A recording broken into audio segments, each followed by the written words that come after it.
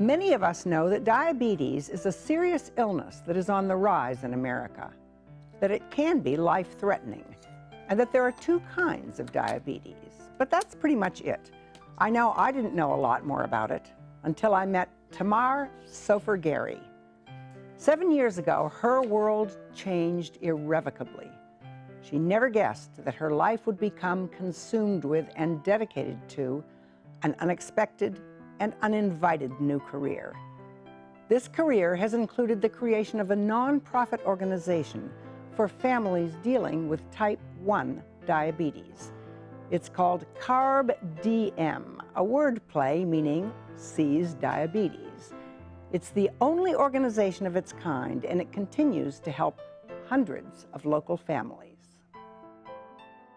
There's obviously a lot of ignorance and confusion around type 1 and type 2 diabetes. What do you most want people to know and understand? So type 2 diabetes is the one we often hear about a lot in the media. Type 2 diabetes is very genetic, and it's often linked to lifestyle and exercise, being overweight, and it is caused by the body not producing enough insulin or not being able to use the insulin that the body produces in an efficient way. Type 1 diabetes, on the other hand, is a lot less genetic in nature, and it is an autoimmune disease. So it comes on with no apparent reason. There's no known cause for it, and there's no known cure.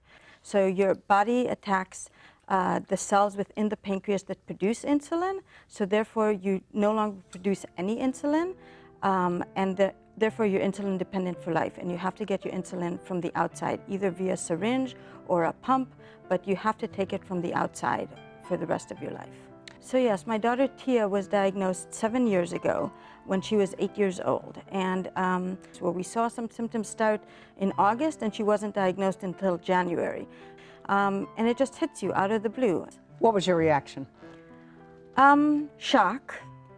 There's a lot of learning that has to go with it. Every time your child needs to eat, you have to be able to count the carbs that they're eating, calculate insulin doses, and give an insulin shot.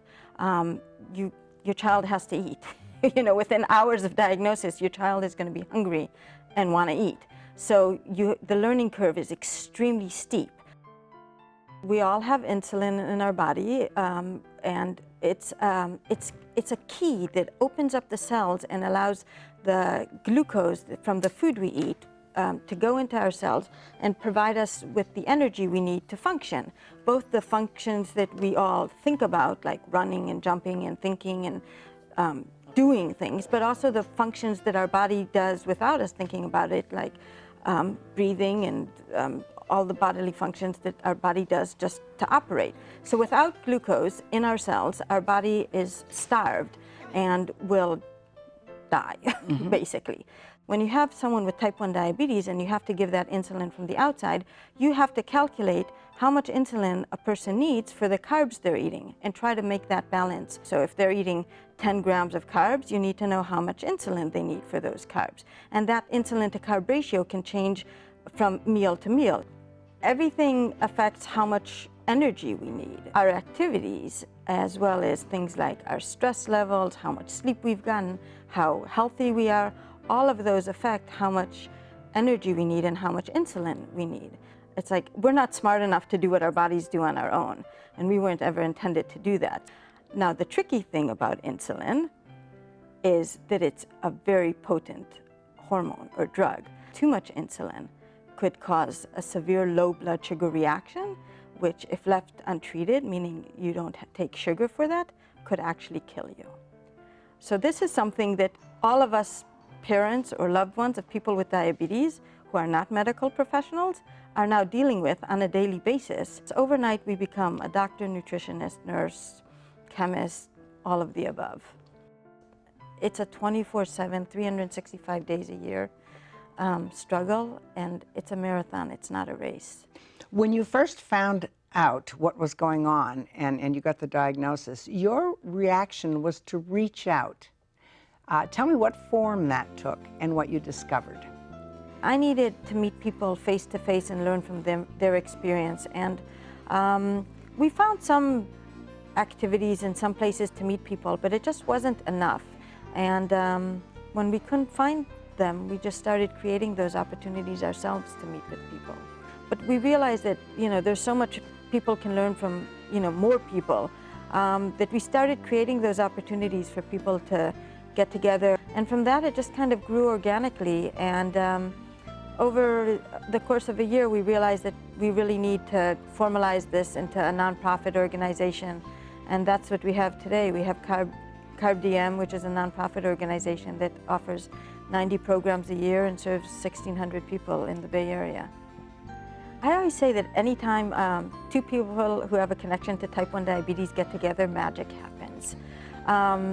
There's an understanding that happens between people with type 1 diabetes that you just can't get when there's someone who isn't living with it. There's a compassion and understanding that comes from that shared experience. Parents of children with type 1 diabetes are always exhausted because they're up checking their children at night, because diabetes doesn't rest when the kids go to sleep. You always have to check their blood sugars at night as well. So there's an understanding of the challenges. Kids see other kids with type 1 diabetes checking their blood sugars and counting carbs, and they will show each other their pumps and their continuous glucose monitors, and they show each other where they have their pump sites. Oh, I'm having it on my arm, or I have it on my leg. And we as parents can tell our kids, for months, you should really try to put your pump site on your arm. And they don't hear us, but then they see another boy or girl who's got it on their arm or leg, and they're like, oh, I think I'll try my pump site on my arm. And you're like, really? I've been telling you to do that for months. Hey, Tia, come see, the new low bags arrived. I was never one who was defined by her career, whereas now I am, one and the same as my career. I just work to work, and now I live to work. God forbid, I don't wish a chronic illness on anyone, but it has taught me who my friends are. It has taught me what's important in life. It has shown me what an amazing person my daughter is, and it's shown me how compassionate my son is, and what a thoughtful child and brother he is. We always joke that the type 1 community is the best community you never wanted to be a part of. It's totally changed my life, but I cannot imagine my life without the type 1 community. Do you know someone who has overcome significant hardship and has an inspiring story to tell?